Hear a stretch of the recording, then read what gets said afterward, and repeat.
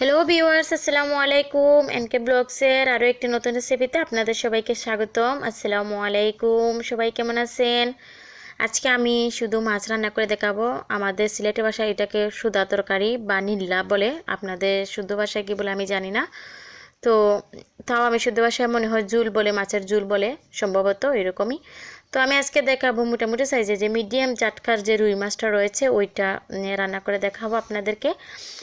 তো চলুন দর্শক, শুরু করা যাক। আমি কড়াইতে পরিমাণ মতো তেল দিয়ে গরম করে নিয়েছিলাম। এখানে দিয়েছি আমি 1 টেবিল চামচ আমার পেঁয়াজ বাটা দিয়েছি। তার উপরে দিয়েছি 1 চা চামচ লবণ।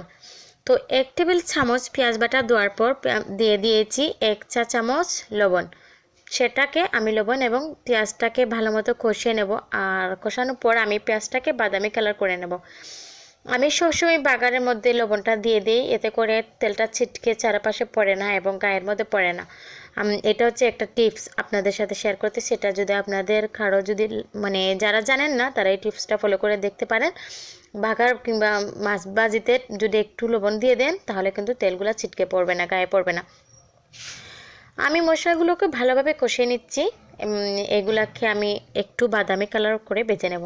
আমার এই পর্যায়ে বাদামি কালার হয়ে গিয়েছে, তাই আমি একটু পানি অ্যাড করে নিচ্ছি। পানিটা দিলে আমাদের শুকনা যে মশলাগুলো রয়েছে সেগুলো মুড়ে লেগে যায় না বা জ্বলে যায় না, পুড়ে যায় না। পানি অ্যাড করে নেওয়ার পর আমি নেড়ে চেড়ে দিয়েছি এবং এখানে আমি দিচ্ছি 1 চা চামচ ধনে গুঁড়া। তো আমি 1 চা চামচ ধনে গুঁড়া দিয়েছি এবং 1 চা চামচ দিলাম হলুদ গুঁড়া। তো 1 চা চামচ ধনে গুঁড়া এবং 1 চা চামচ হলুদ গুঁড়া আর দেব 2 চা চামচ মরিচের গুঁড়া। আপনারা মনে রাখেন 2 চামচ মরিচের গুঁড়া, 1 চামচ হলুদ আর 1 চামচ ধনে গুঁড়া, ঠিক আছে? আর 1 চামচ দিছি আমি লবণ। তারপর আমি সবগুলা মশলাকে ভালো মতো নেড়েচেড়ে কষিয়ে নিচ্ছি এবং আমি ঢাকনা দিয়ে ডেকে 2 থেকে 3 মিনিট রান্না করব, যেন মশলাগুলা ভালো মতো কষানো হয় এবং তেলটা যেন পেঁয়াজের বা মশলার উপরে চলে আসে। এই পর্যায়ে দেখেন আমার হয়ে গিয়েছে মশলা কষানো, পেঁয়াজের উপরে চলে আসছে তেলটা।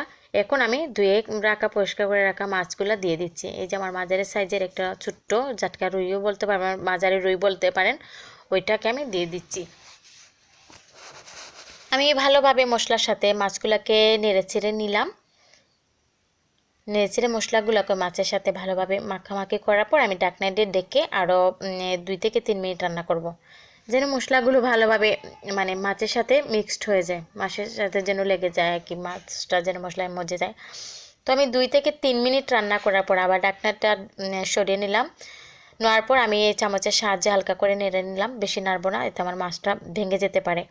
এই পর্যায়ে আমি দিয়ে দেবো একটু পরিমাণের মতন পানি দিয়ে দেবো, যেন আমার মাছগুলো একটু ভালো মতো কষানো হয়। আমি মাছটা দেওয়ার পর ভালোভাবে চামচের সাহায্যে নেড়ে নেব এবং এত বেশি নাড়বো না, আমি বেরির সাহায্যে একটু ভালোভাবে নেড়ে নেব। আমরা সিলেটের ভাষায় এটাকে আতা বেরি বলে। তো আমি নেড়ে নেওয়ার পর আমি ঢাকনাতে ডেকে দিয়েছি। ডেকে দেওয়ার পর আমি মাঝে মধ্যে কিন্তু 2-1 বার এভাবে ঢাকনাটা সরিয়ে দেখেছিলাম, আর এখন আমি আবার দেখছি। তো এই পর্যায়ে আমি বেরি দিয়ে আবার নেড়ে ছেড়ে দিচ্ছি। এখন আমি চামচ দিয়ে নাড়বো না, যাতে আমার মাছটা ভেঙে না যায়। তো আমি বেরি দিয়ে নাড়ার পর আমার মনে হয়েছে যে আমার মাছগুলা মশলার সাথে মাছগুলা কষানো হয়ে গিয়েছে। এখন আমি ঝোলটা দিয়ে দেব। তো আমি ঝোল দেওয়ার পর আবার বেরি দিয়ে 4-5টা ঘুরে নিলাম, নেড়ে ছেড়ে দিলাম মাছটাকে এবং আমি ঢাকনা দিয়ে ঢেকে দেব। ঢাকনাতে ঢেকে দেওয়ার 20 থেকে 25 মিনিট পর আমি ঢাকনাটা সরাবো, দেখবো আমার তরকারিটা কীরকম হয়েছে। হওয়ার পর আমি এখানে কেটে ধনে পাতা এবং কাঁচামরিচ কুচি আছে আমার কেটে রাখা, আমি এগুলো দিয়ে দেবো উপর থেকে। তারপর আমার এগুলো দেওয়ার পর আমি আরও 10 থেকে 20 মিনিট রান্না করব। রান্না করার পর যখন আমার ঝোলটা একটু হালকা পরিমাণ কমে আসবে, আমি একদম বেশি কমাবো না, যেহেতু আমার শুধু মাছ রান্না, এটা সুদা তরকারি, তাই আমি একটু ঝোল রাখবো। তো এই পর্যায়ে আমার পারফেক্ট হয়ে গিয়েছে তরকারি। এখন আমি আপনাদেরকে একটা বাটিতে পরিবেশন করে দেখিয়ে দিচ্ছি। ওকে ভিউয়ার্স, ভালো থাকবেন। আমার ভিডিওটি যদি আপনাদের কাছে ভালো লাগে তাহলে প্লিজ আমার চ্যানেলটি সাবস্ক্রাইব করবেন। আল্লাহ হাফেজ।